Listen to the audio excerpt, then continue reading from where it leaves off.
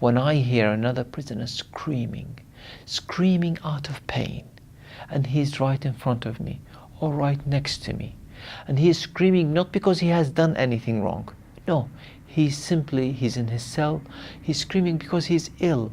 He's screaming because the guard has just sprayed him with pepper spray without doing anything. And he's screaming for that.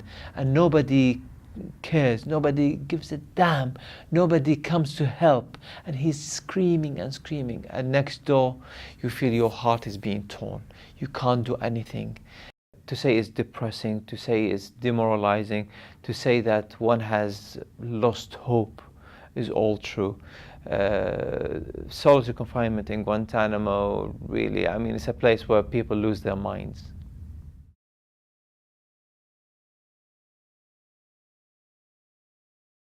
Most of my memories now are in the UK. Really, I left at 16.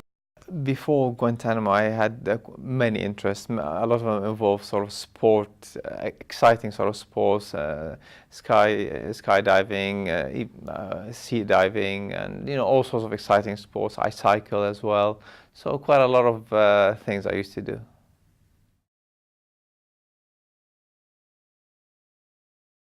Gambia is a country where they grow peanuts, and my brother wanted to set up a mobile peanut factory whereby he actually goes to the farmers. At the airport, myself and the guys who were with me, we were told that there's a small problem that needs to be resolved. Just a small problem, just a small problem. And that small problem ended up, years of my life in Guantanamo and what happened there.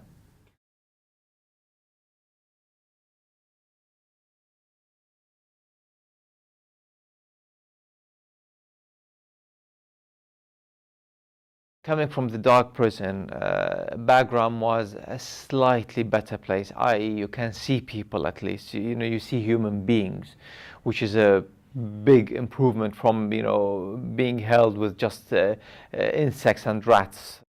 It's pitch dark, you can't see anything, you're on the floor, you need to use the toilet, you can't see how, you don't know what to do. It's very, very difficult circumstance. For example, sleep deprivation. You can maybe keep control of yourself for 1, 2, maybe 3 days, but after that you're done, you're finished. That's how we were treated, thrown here and there carelessly. You don't know whether your head is gonna hit the wall or hit the floor or something. You don't know what's gonna happen to you. In the first few years, 2, 3 years of my capture, I always thought that soon enough they will realize that I'm innocent and I'll be released. Soon enough that will happen, soon enough that will happen, but that never did. I was never charged with any crime. I was never even, no real accusations were put against me. I was held for 4.5 years, interrogated hundreds of times, and put on a flight and taken home. Really, it's ludicrous, but that's how it was.